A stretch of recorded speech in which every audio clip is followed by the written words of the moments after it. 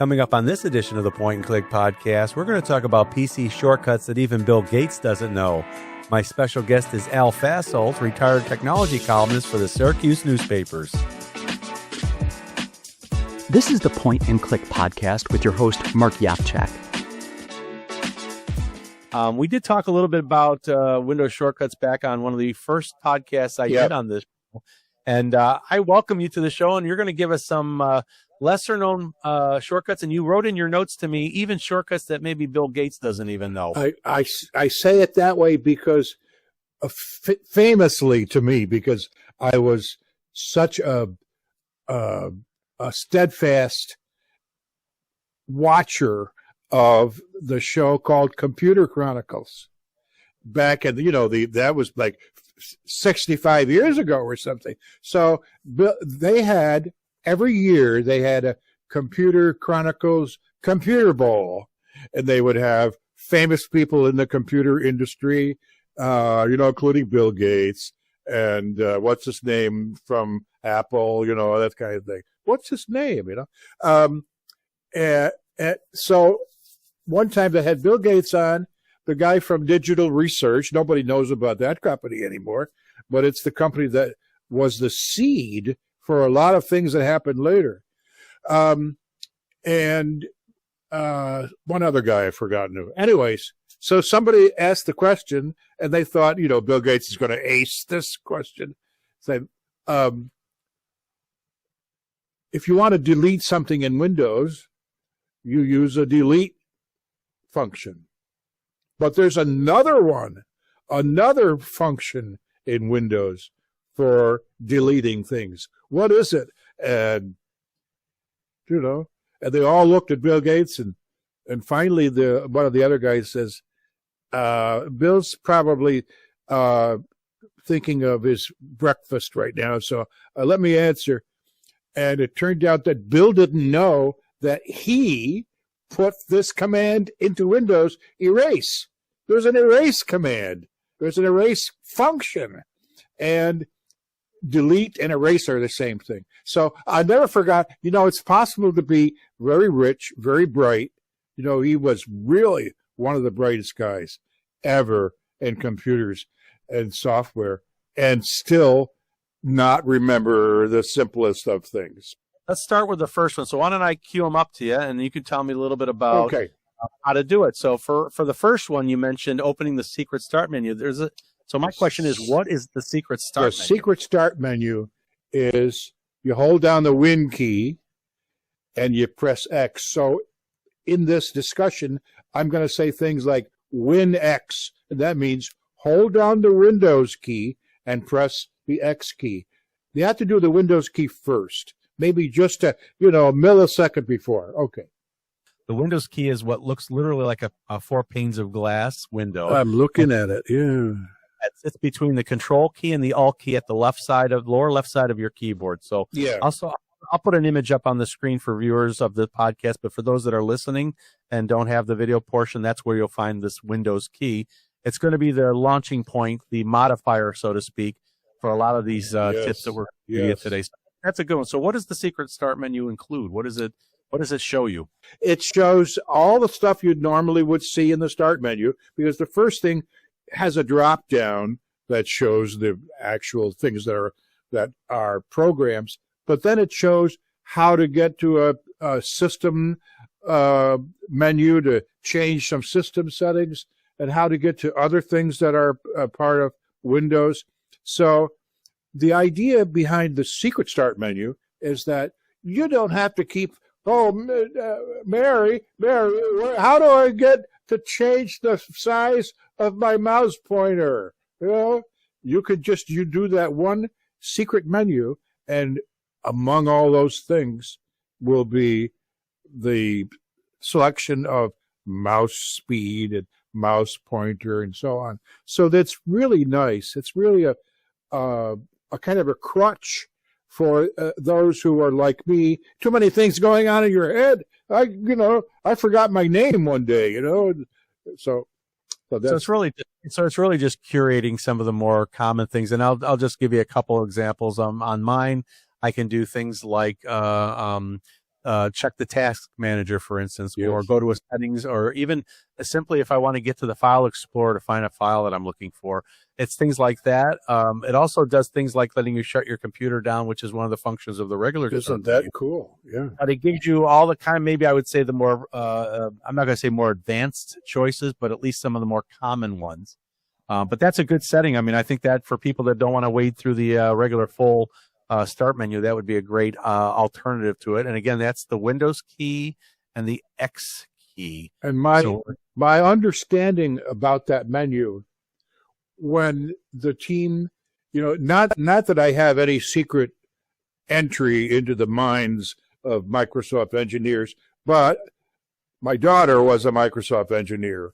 So, she would tell stories out of school, that kind of thing. So, my feeling is that the guys and gals who created Windows and who massaged it to make it better and so on, added that menu because for them, they needed something that would help them when they were trying to find, what is it? George, where did you put that thing? You remember we were going out to lunch with Bill Gates and I just forgot what we were doing.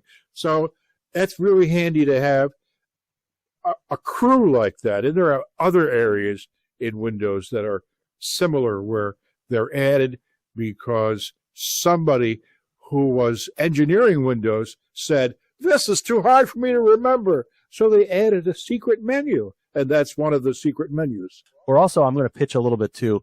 We're also going to do a version of this show for the Mac users out there that might feel a little left out in our conversation today of some of the shortcuts that maybe even Mac users aren't aware of. Yeah. But the next one I want to bring up before I lose my train of thought here, something that I've done a lot since I've started doing the podcast is putting hyperlinks on text in the show notes, specifically in the show notes. So is there a quick way for me to insert a hyperlink on a document? I used to, when I had my own blog, when I was working at the newspaper, I had my own blog. And when I was traveling, I would do the blog. And of course, I had to have hyperlinks. And I didn't know about this Microsoft thing that they created. And that's probably the same kind of thing where the guy said, George, don't you have a quick way of doing a hyperlink? And, he said, well, ask Mary. She knows everything. So a hyperlink is, of course, something that you can click on in your web browser, takes you to that location. So it's a shortcut to that location. And so we're talking about a shortcut to the location. And I don't want to keep going. I'll get confused. So, the hyperlink, if you type in the address of something, make it very simple. www.disney.com. That's a real simple one. www.disney.com. So you select that with your mouse pointer, select it, and then press Control-K.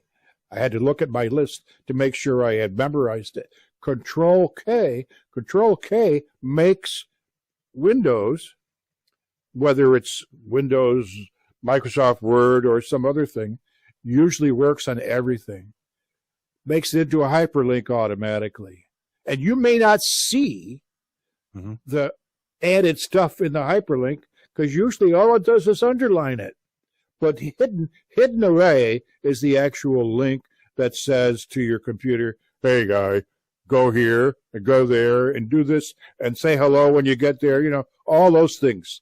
You can also point to locations on your local network. Yes. You're not just limited to websites out in the great World Wide Web, but you can also get to a drive folder I do this a lot of times with my network attached storage. If I have a common folder that I like to put, like, for instance, this show recording on, I can have a shortcut link put into my document, and it'll take me right there. I know it's probably kind of, a little bit more work maybe for some people to go and click the box, click the website or the folder, click the drive, all that stuff. It's a lot easier to put a document together and just have these links already embedded in. So that's a really handy feature that we can use that shortcut for us to shortcut to other areas on our system. And you made a good proposal for another podcast topic, and that is a NAS. What's a NAS? a network attached storage, right? That's a wonderful idea. Thank you for that suggestion. Yeah, we'll do that. I think that's a great one. I want to do in the future. I want to do an episode on how to set up a network attached storage because, not to get too far off our topic for today, but in this day and age, we're doing a lot of digital recording, a lot of digital photographs, and downloading music, for instance. And what I've learned in my years of working with computers is it's very beneficial not to leave every file you've ever downloaded, every picture you've ever taken, every music, every song you've ever downloaded on your C drive. So having a network attached storage is really an opportunity for you to offload a lot of the more, the irreplaceable content of your computer. I'm not talking about your software or your operating system, which can easily be replaced or reinstalled. I'm talking about stuff that you can't replace. There's an old saying. It's not a question of if, it's a question of when. Not a question of, will my computer hard drive ever stop working? This question of, when will it stop working? And, of course, the brilliance of Markov's law. Markov's law is a law nobody knows about except me. Markov's law is that things only go wrong when they have to go right. You're right. And so you have it stored away. And in fact, when you have a backup, you're supposed to have two. Because that backup that and you get it, I got to get this, and you put it in there, and you hit the wrong key, and it's erased it. So you better have a second one. That's a great idea. Hey, by the way, speaking of great ideas, you have another one percolating in your brain there. Yeah, it's a hard spot there, and that is the best way to make backups. There's a couple different ways, and we could do a podcast on maybe the 3 different ways. One of the ones we've talked about in the past, but one I think is a little known, is when you're in a Word document, for instance, or whatever your word processor of choice is there a real easy shortcut way in Windows to increase the size of a font or maybe reduce the size of a font? Or is there a key combination that a person can access while they're in the document? Control, Shift, and then let's see here. On my keyboard, there's a comma.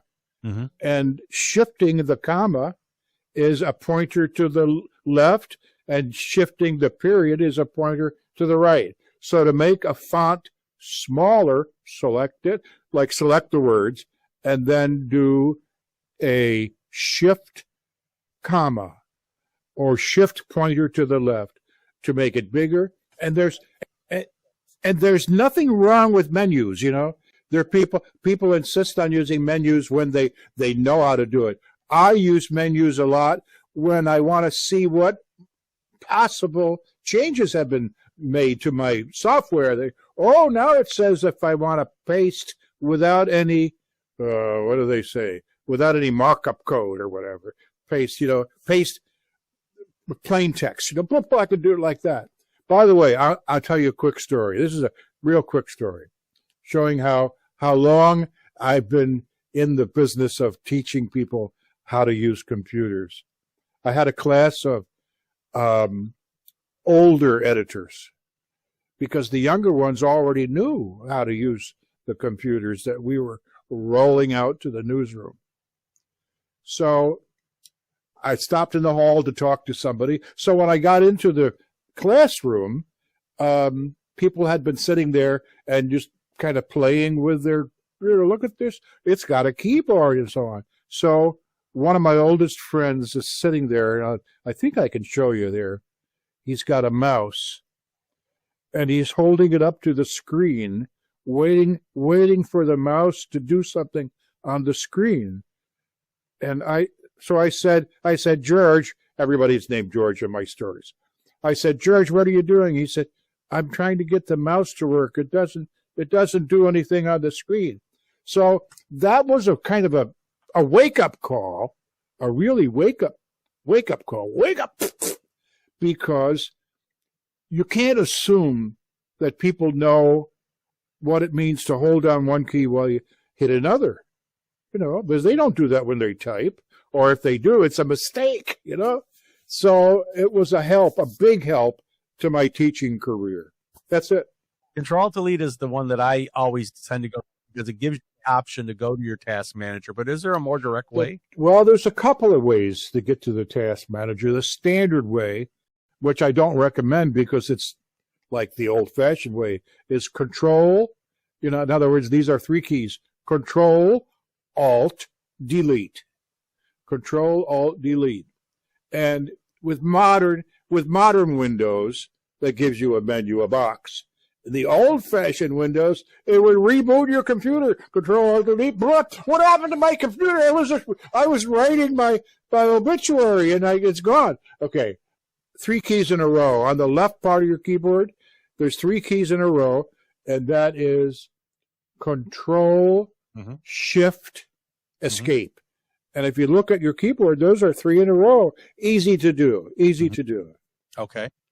Control, Shift, Escape, and just to kind of wrap that up, just in case I wasn't clear about it, a task manager allows you to start processes. Now, a word of caution to anybody that does that is there are some processes that you want your computer to continue to use.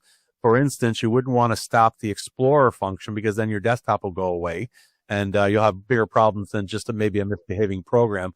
But so you want to be careful what programs you want to utilize. You want to shut down rather with the task manager. If you know the name of the program, you definitely want to, right click on it in the task manager. You'll get a little drop down menu that'll give you an option to say what they, obviously will say end task. And you can click on that. Now, I'll be honest with you, I've tried that with some very, very badly written software. And for whatever reason, it doesn't do anything. Some software just refuses to stop running. There's bad software everywhere.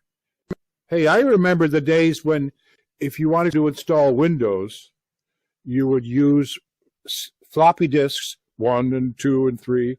And it seems to me that there may have been 16 floppy disks for installing an early version of Windows. And boy, the CDs, wow, that was great. And now it's, of course, over the internet. You download whatever you need and then run it and it installs. Well, now, thinking of having stuff that we need or don't need, one of the things that I utilize a lot in my computing is the Clipboard. And the Clipboard is the best way to describe it for those that are maybe just starting to really dive into their computers is the Clipboard is a temporary storage place for you to put stuff that maybe you want to put somewhere else. For instance, I want to copy a sentence out of one document and put it into another document, but I don't want to have to type that sentence all over again. So Smart. Go to the document. I'll click and highlight it like you can with a mouse. Click and highlight, and one of the features we did just mention, copy paste, Control C, and then it goes into the Clipboard. So what I've always wondered, and I don't know I've ever done this myself because I've only done it on a case by case basis, is where is the Clipboard? And how can I look at whatever I've copied into that Clipboard? If, say, for instance, maybe 5 steps ago, I put something on the Clipboard temporarily to move it. Is there a way to go somewhere and find that Clipboard? Well, a lot of people these days use laptops. So the Clipboard, if you take your laptop, hold it up in the air, turn it upside down, you will see at the bottom of it, just the last thing you put in the Clipboard was, hello, Mom, I'll be late for dinner. That kind of thing. Okay. Seriously, the Clipboard is an electronic area of storage in your operating system in an area that it tries to keep you from getting into, but you can see the Clipboard's content with WinV for Windows. Now, I don't have it in our list here because our list is just official Microsoft shortcuts. They're all official. But you can get for free a Clipboard manager. Just go and search Google Clipboard manager, and then you'll see there's free ones. And what they do, it's really cool. Mm-hmm. They show you what's in the Clipboard, and if things get into it, and a lot of times it just adds up because people are knowledgeable enough to realize that if you have something very important in the Clipboard, and then you put in just a comma, I think I want to have a comma up here every now and then. then whatever you put in before is gone. It does one thing at a time. But a clipboard manager will allow you to store, it could be dozens of things in that clipboard. It's great. And then you just choose the one you want and click on it, and it shows up in your document. So, Al, on your list here that you sent me, you have one that's labeled Expand All Folders in Path. And I'm going to have you tell our listeners and our viewers, and I'll show our viewers what that shortcut does. But what is it and why would we use it? First of all, the shortcut is Control-Shift-E. Control-Shift-E. I mean, I had that memorized. That's why I looked at my list, because I have the whole list memorized, you know, from start to finish. START. No. So if you have a list of the contents of your folders or files or whatever on your screen using Explorer, Windows Explorer is like, okay, it's so helpful. You couldn't do without it. And it shows you the contents of your computer. So you take a folder that, you know, this is my documents folder. Well, obviously it's going to have things in it. So you choose the documents folder and then do expand, Control-Shift-E, and it will expand the contents of the folder. Now, so why would I want to use that? I mean, is there, and what is the benefit of having that shortcut? Is it just so that you don't miss folder structures that you've created and you don't put things in the wrong place, maybe? That's possible. That sounds like a good way. I have, I'm a folder freak. I have a lot of folders. I'm always amazed when I ask for the properties of one of my main folders, and Windows will do the properties by showing me all the folders inside that. And there might be thousands in a regular folder. So one thing you would probably want to make sure is, did I put this in the right folder? I have a folder for the Bridge Club. And in the Bridge Club folder, I've got another folder for vacations. When people are on vacation, George is not going to make it to the Bridge Club. So by expanding that folder, I can see, wait a minute, I forgot to put that other folder inside there, and I can move it in. So it's helpful for things like that. Also, somebody who does budgeting, I got this expenditure, that location, So maybe I got it by date and then by location, folders inside folders. So that's handy, because otherwise, what do you have to do? You have to open up each folder. Blah, blah, blah. I don't see it. And then close it up and then try it again. So that's kind of a throwback to, I'm going to throw Windows or MS-DOS out there. That's kind of a throwback to DOS in a way. Yes, it is. Because for anybody that's not familiar with DOS, DOS is the basis by which all computers operated back in the early days. It was basically a contextual, text-based, I guess is the word I'm looking for, operating system. Non-graphical. Non-graphical. So you were typing commands on your computer screen, whether it be a terminal or even a person. I don't think personal computers were really focused. Maybe the compact computers or the K-Pro computers of the day were, I call it the green screen computer era, where everything was a keystroke or a command.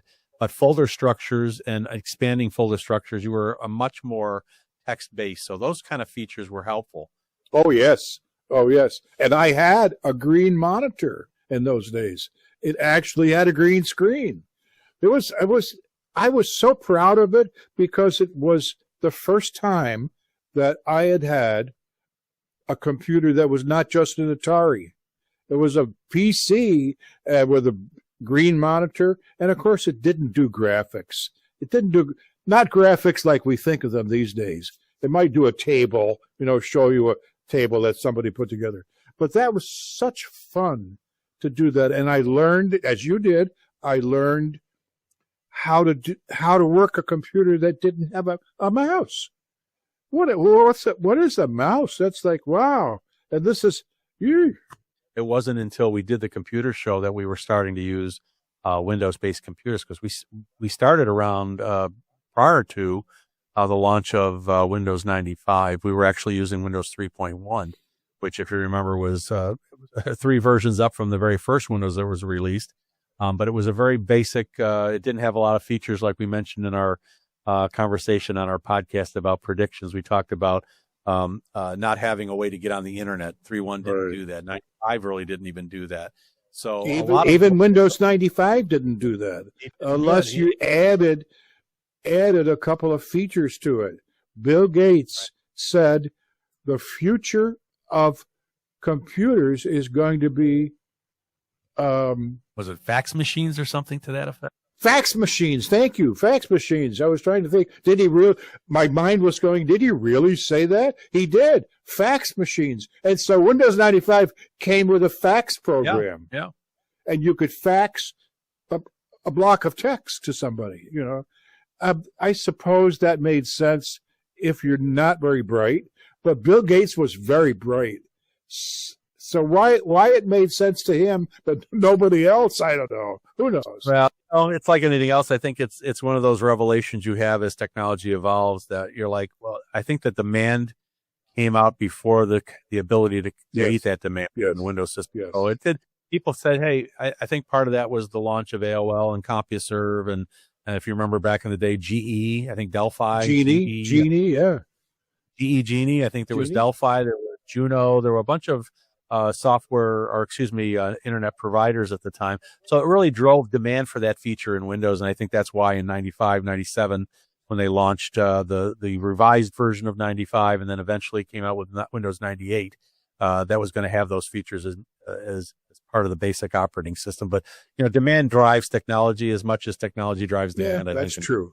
That's true. But one of the things I think we talked about, and I do this a lot on my cell phone, on my Apple iPhone, is I talk to it a lot. We talk to a lot of our devices nowadays with smart speakers and Alexas and Google and all those other devices that listen to what we say and provide us with information. But there is a feature in Windows that I think people might not be familiar with, and it's called dictation. Alexa, what time is it?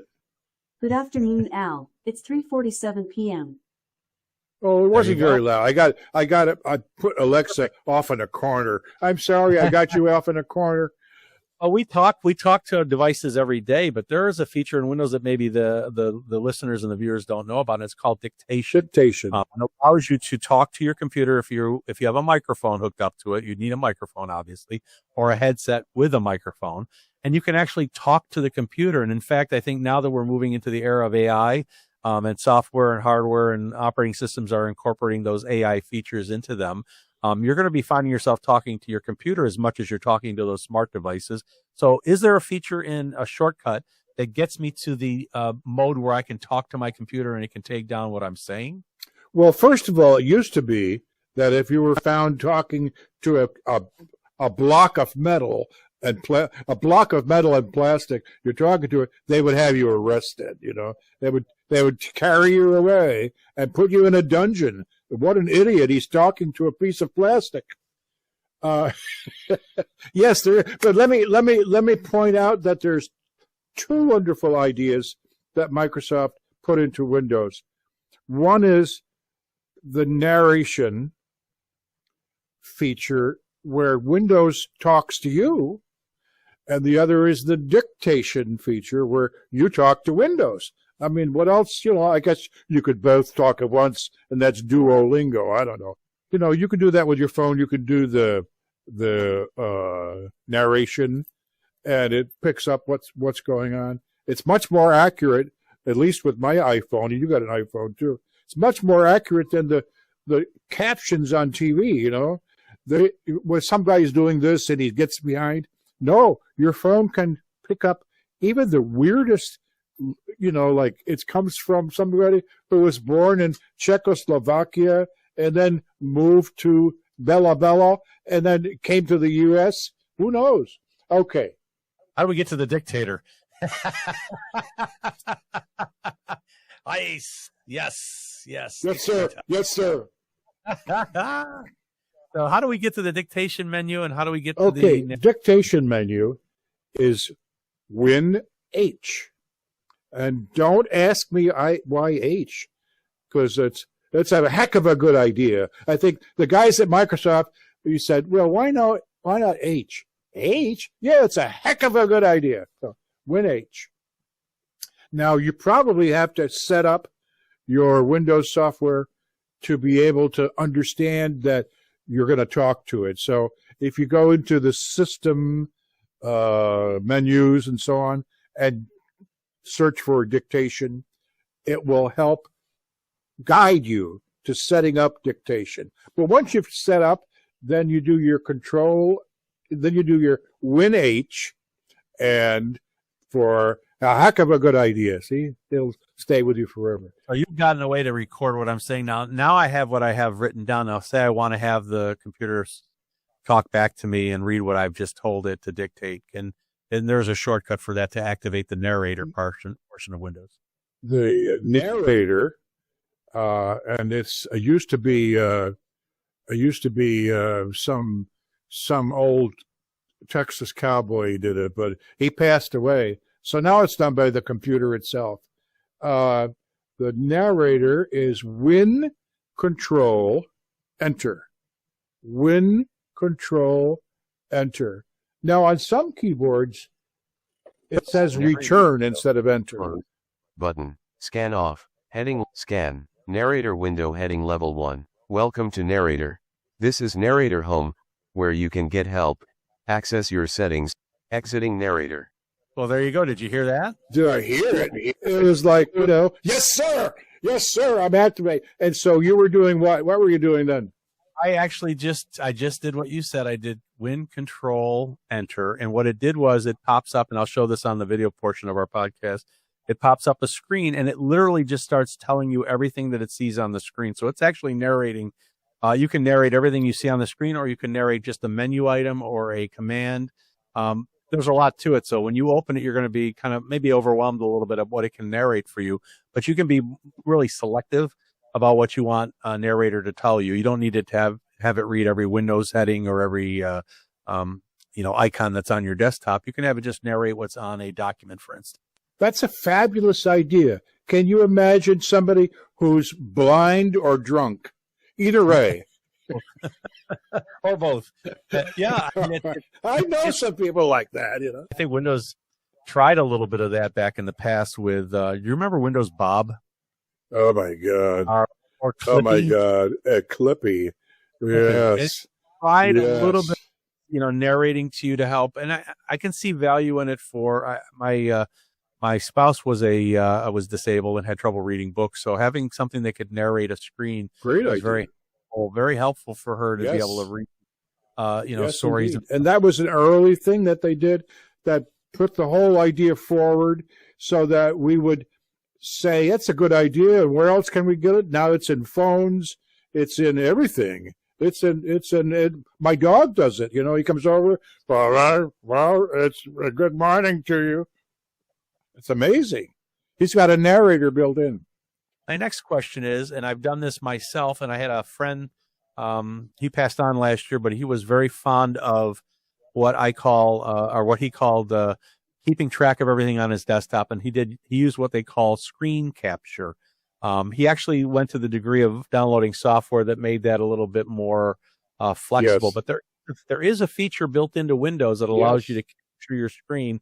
Say you want to send somebody your desktop because you're having trouble with a particular thing, and you want to show them what your desktop looks like. Is there a way to do that with a shortcut key? And screen capture menu. Microsoft created a screen capture menu, and that's something new that they put in later versions of Windows, because it used to be, you remember how you did it in the old days?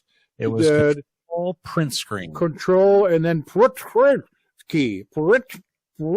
It wasn't even spelled out. I mean, if yours was spelled out, you got an extra expensive keyboard, but control print screen.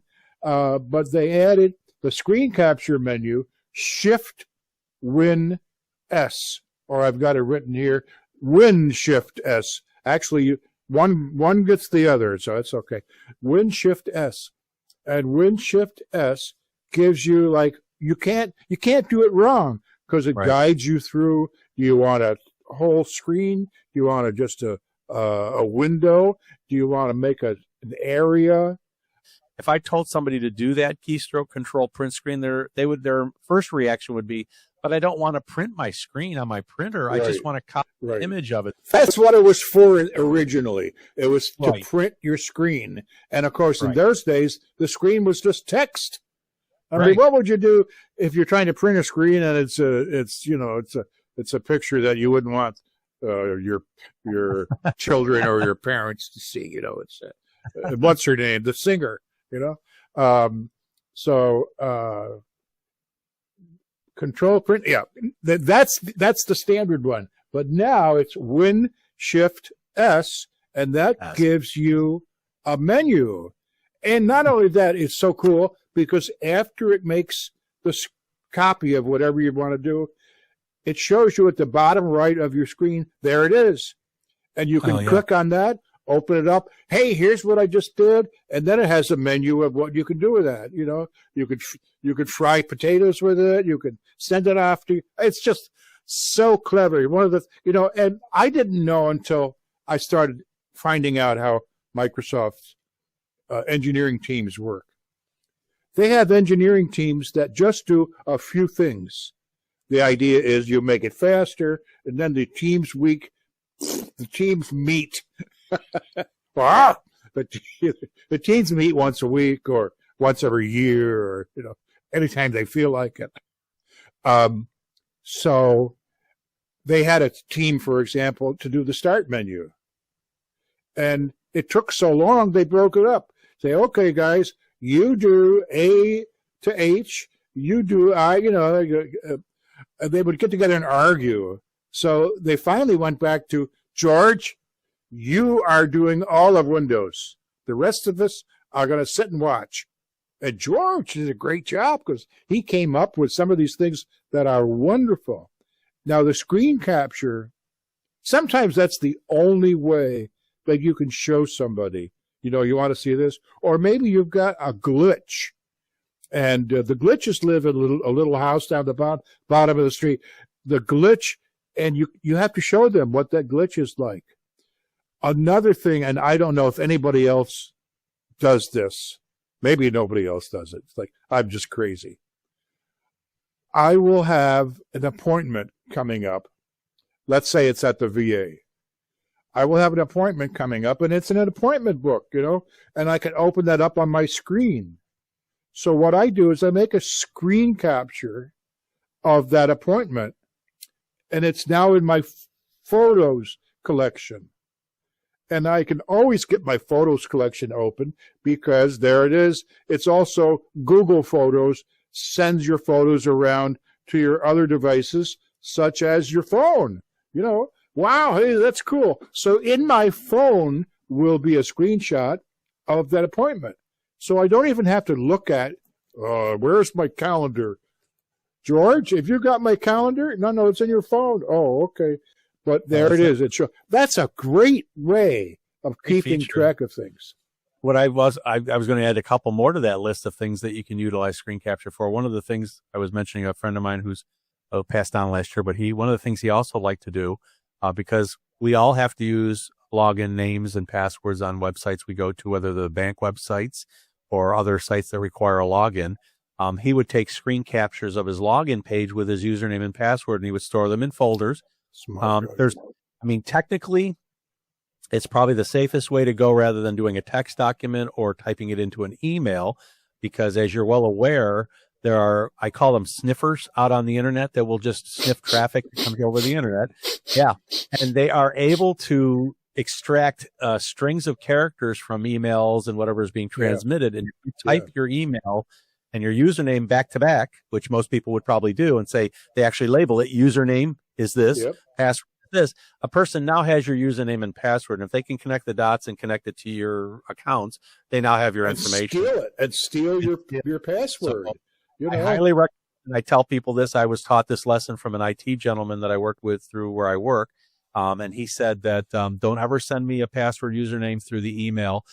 take a photo of it, snap it on your phone, do a screen capture and put it in, because when you transmit those types of files, the images come across as just ASCII character gibberish. Yeah. Nothing delineating a word or a text item. It's an image with, ones and zeros. They don't know what it says.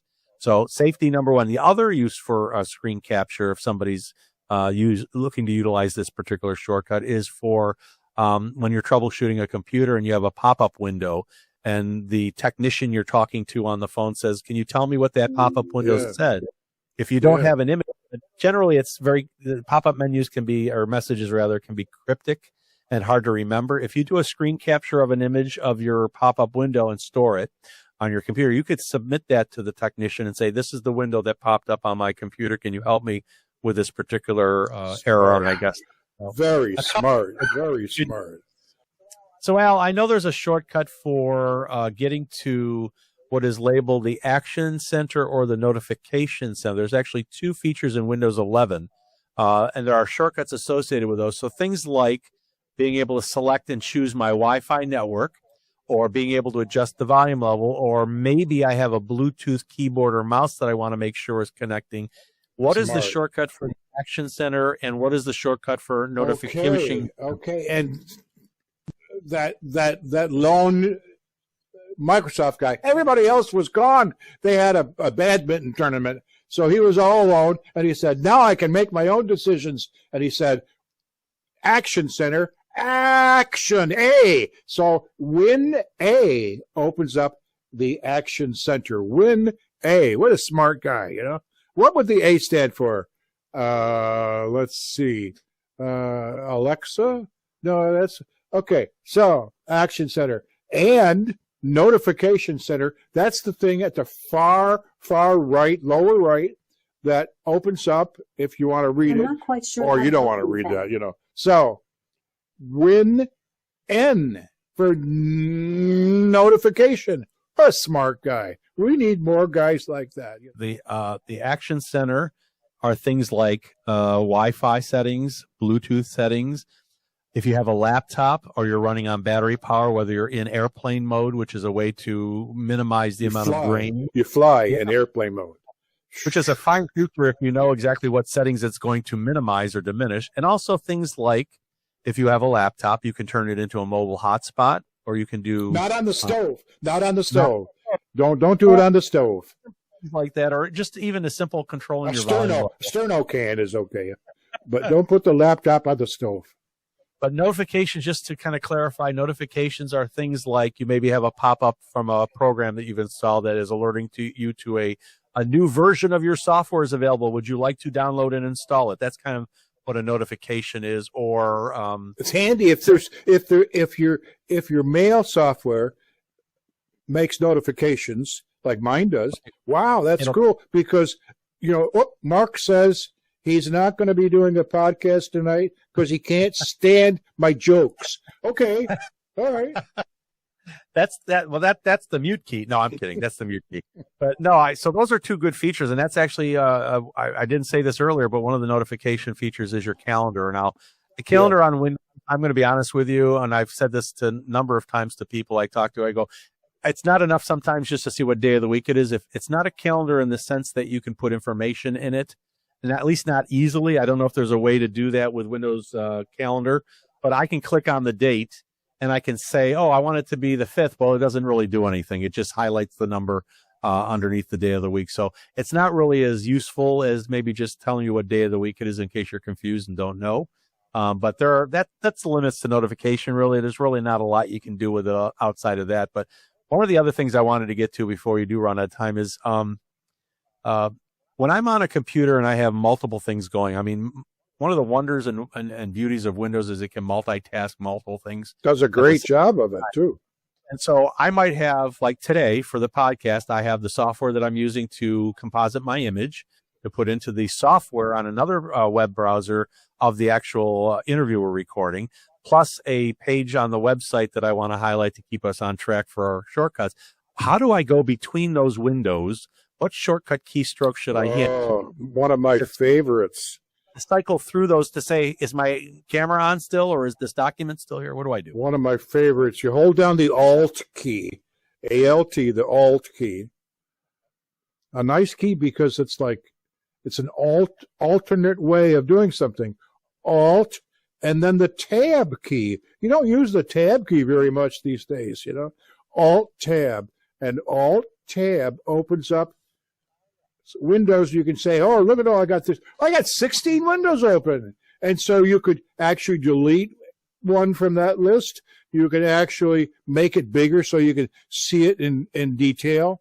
But it does show you everything that's going on your computer for that particular desktop. Because these days, anybody can have more than one desktop.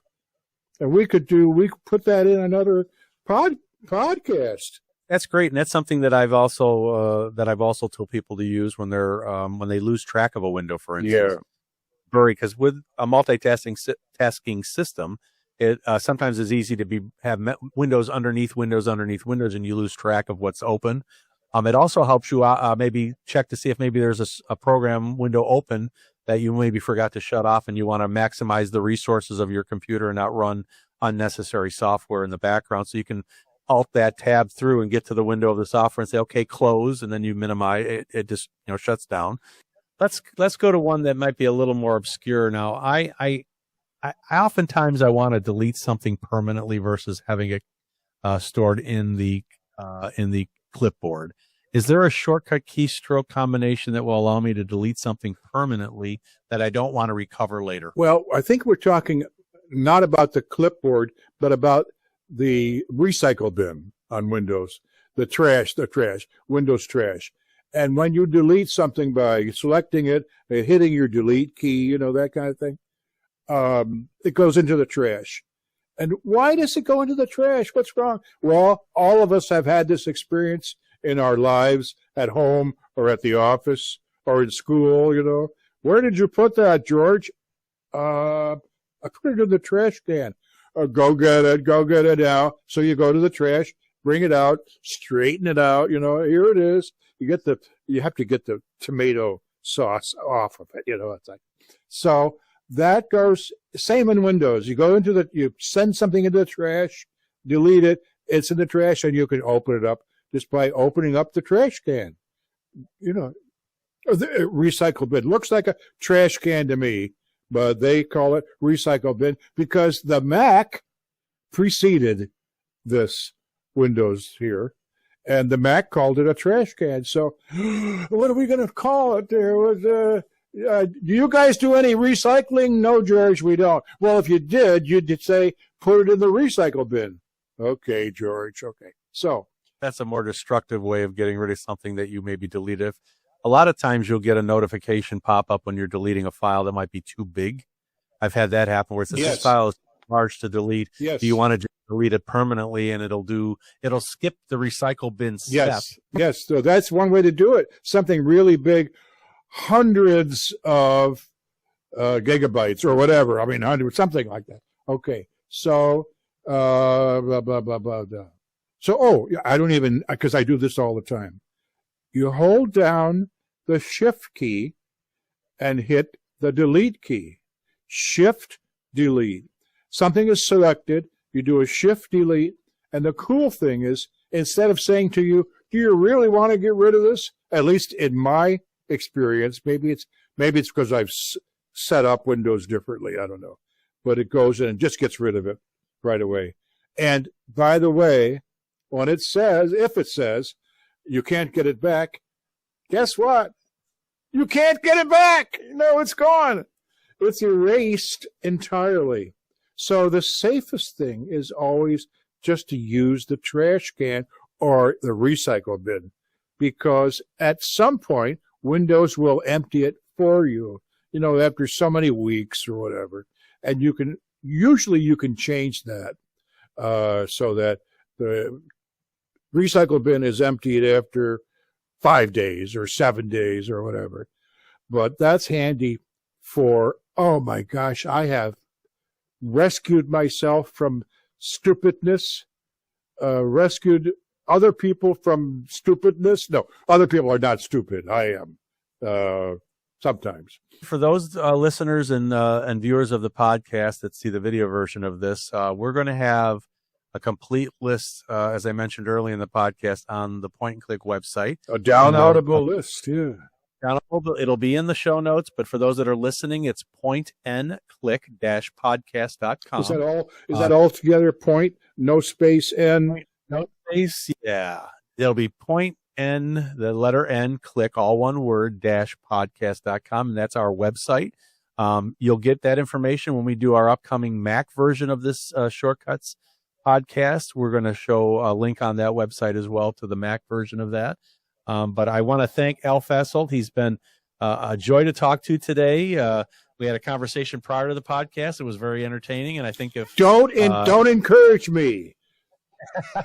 I'm going to tell the listeners that if you like more of what we talked about today, we also have 2 earlier versions of the podcast where we talked about some more common Windows shortcuts, and it was so much of a conversation that we broke it into 2 parts. So they're actually a part 1 and a part 2 of that. And just in case you missed the first podcast, Al talks a little bit about his adventure with Lyme disease. That was kind of how he got the podcast off the ground. It was a little bit of a scientific discussion, and then we kind of moved into the discussion of Windows shortcuts. Yes. But definitely check the website out. Our website has links to all those old podcasts. But I want to thank Al again. Al, thank you so much. And we will chat again on an upcoming podcast about Mac. So thank you, and I hope to talk to you soon. Thank you, Mark. You're a good host. Now, don't forget, you can connect with us in many ways. We're on Blue Sky, Facebook, Instagram, and you can watch video versions of the podcast on YouTube. You can listen on your favorite podcasting service. We're on Spotify, iHeartRadio, Apple Podcasts, and Audible. And don't forget to hit the subscribe button so you'll never miss an upcoming episode. Thanks for watching, and we'll see you next time.